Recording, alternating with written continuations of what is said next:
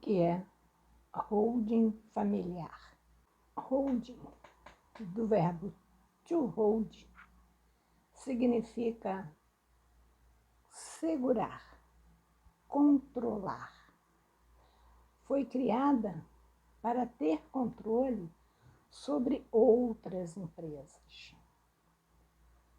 Já a holding familiar funciona como um cofre virtual para guardar os bens de uma família. Por que isto deve te interessar? O direito brasileiro colocou as organizações no mesmo gênero dos seres humanos. Equiparou a personalidade física com a personalidade jurídica. Criou-se, então, a pessoa jurídica. Existe uma paridade entre pessoa física e pessoa jurídica. Ambas podem ter bens, podem ser proprietárias de patrimônio. As maiores diferenças são, por escolha dos legisladores, deu-se determinada facilidade para as pessoas jurídicas, sobretudo em termos tributários. Outra diferença, a natureza das pessoas. Pessoa jurídica não morre. Pessoa física morre. A pessoa jurídica só morre por vontade das pessoas responsáveis por ela em decidirem liquidá-las. A pessoa jurídica pode se eternizar. À medida que a pessoa jurídica possui patrimônios, outra diferença, e pode se eternizar, este patrimônio não precisa passar por sucessão, não precisa ser objeto de sucessão.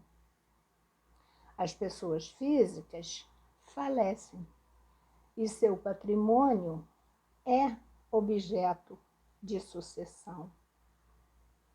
A lei civil define que no ato do falecimento deve ocorrer a sucessão, ou seja, quem terá a titularidade dos bens da pessoa falecida.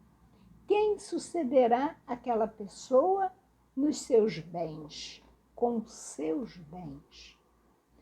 Abre-se, então, a sucessão, que é um processo judicial, que vai determinar, ao fim, a partilha dos bens deixados.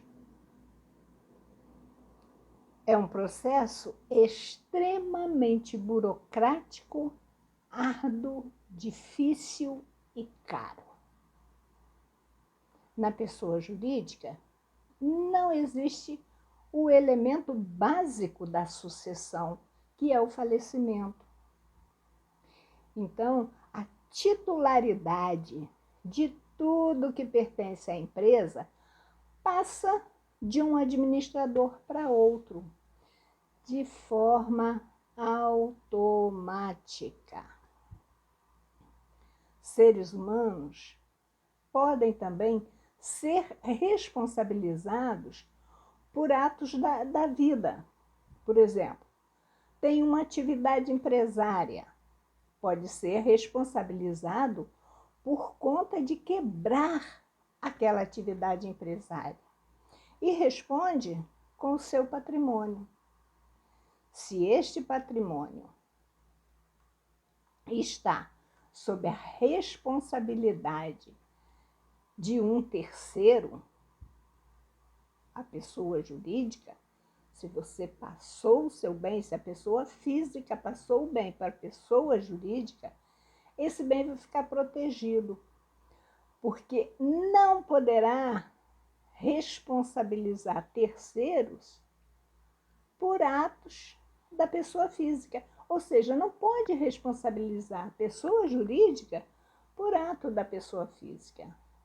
Não tem como responsabilizar terceiros por atos que você cometeu. Cometi um ato, sou responsável por ele. Revendo os benefícios. Redução tributária, eliminar sucessão e proteger patrimônio.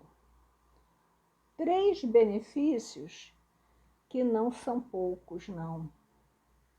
Você precisa desta pessoa que seja jurídica à frente do teu patrimônio. Seres humanos falecem e empresa não precisa falecer. Os bens que estiverem na empresa são automaticamente transferidos de um sócio para outro. A origem da holding, dizem alguns estudiosos, que surgiu na Inglaterra, e outros consideram que tenha surgido nos Estados Unidos. Porque esse duplo entendimento? Na Inglaterra, em 1776, teve a invenção da máquina a vapor, por James Watt. Foi desencadeada, então, a Revolução Industrial, que ocorreu no período de 1780 a 1914. Esse período é dividido em 2 fases. E a holding nasceu justamente no meio desse corte, ou seja, no finalzinho da primeira fase e início da segunda fase, entre os anos 1850 e 1870, quando a sociedade passou a ser mais complexa, com o surgimento de grupos familiares dentro de um mesmo negócio. A Revolução Industrial agilizou, tirou da mão de um artesão o trabalho e passou a desenvolver mais, a acelerar mais esse trabalho. E a sociedade foi ficando complexa. Como alcançar, como desenvolver este crescimento? Surge, então, atos de controle de outros grupos. Um grupo controlando outros grupos. Na Inglaterra, Estado liberal, não havia vedação de empresa que não fizesse nada, a não ser gerir outras empresas ou outros grupos. Começou com grupos, pequenos grupos. Por isso, a dificuldade de determinar uma data específica. Não tinha um controle, você poderia fazer. Já nos Estados Unidos, em 1780, na Pensilvânia, houve uma lei autorizando que um grupo de empresas pudessem ter participação societária numa determinada companhia. Não há, contudo, certeza da existência desta lei. Na Inglaterra, não havia lei. Por quê? Por ser um Estado liberal, era natural o desenvolvimento de grupos controlando o outro. Nos Estados Unidos, não. Foi firmada uma lei, mas não tem existência, não tem confirmação da existência desta lei. Surge, sim, em 1888, uma lei em Nova Jersey, permitindo a aquisição de ações de uma CIA ou de uma companhia por outra companhia. Finalidade única e exclusiva de deter o controle das ações, controle das empresas. Uma lei para todos, uma lei que não discriminava grupos, estendida a todos, uma lei subjetiva. O espírito da norma existente na época não era exatamente atender uma demanda que se tinha na Inglaterra. Na Inglaterra tinha os grupos que cresceram muito e precisavam de controle, alguém para controlar esse grupo. Nos Estados Unidos, buscava a eficiência tributária. Começou a se buscar a eficiência tributária. As companhias tinham condição de pagar menos tributo, devido suas regras. Já as pessoas físicas não eram alcançadas por essas regras. Foi sucesso e reverberou para todos os Estados Unidos. Nos Estados Unidos não tem uma lei federal. Cada estado tem a sua lei. E a partir dali, cada estado começou a fazer a sua lei, permitindo que uma empresa não fizesse nada, a não ser controlar outras empresas. Marco comparativo. Em 1888, quando surgiu lá nos Estados Unidos essa lei, aqui no Brasil nós estávamos abolindo a escravatura.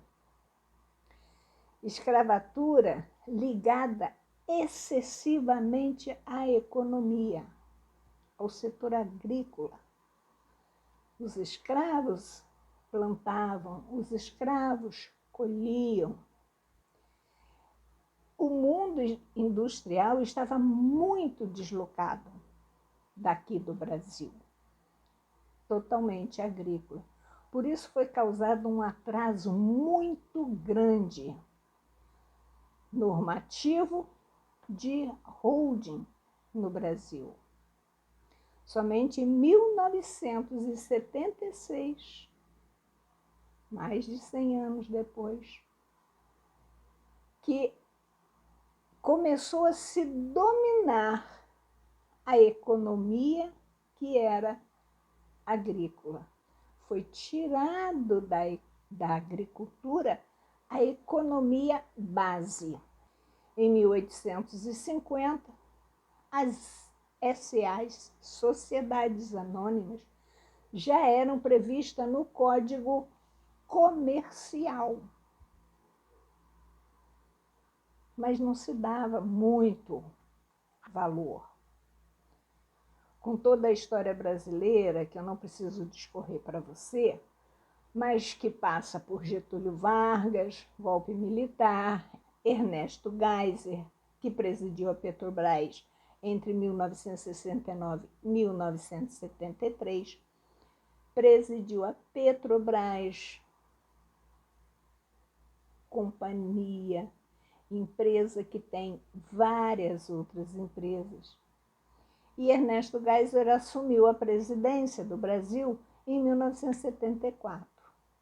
Logo, em 1976, logo depois, entra em vigor a Lei das Sociedades Anônimas.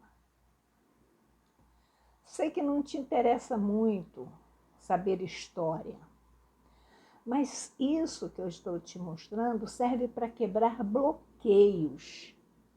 Bloqueios como ilegalidade, Se fala muito que a holding familiar é ilegal, que esse assunto é muito bom para ser verdade. Ele é muito bom e é verdade. Esses bloqueios são colocados por grupos que não têm interesse que a classe média cresça. Veja, o artigo 2º da lei, diz assim, da lei 6404 de 76. Isso para quebrar bloqueios, tá? Artigo 2º. Pode ser objeto de companhia qualquer empresa de fim lucrativo, não contrária à lei, à ordem pública e aos bons costumes. É uma empresa com fim lucrativo que não fere a lei, a ordem pública nem os costumes. No parágrafo 3º está assim: a companhia pode ter por objeto participar de outras sociedades. Está na lei, tá, gente? Parágrafo 3º do artigo 2º da Lei 6404.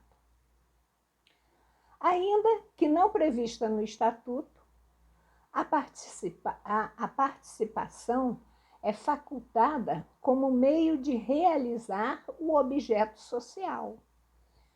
Meio de realizar o objeto social, controlar ou para beneficiar-se de incentivos fiscais. A lei permite que você se beneficie. Os 3 benefícios que mencionamos lá atrás. A pessoa jurídica não morre. Segundo, a pessoa jurídica tem benefícios tributários. Terceiro, não existe sucessão na pessoa jurídica.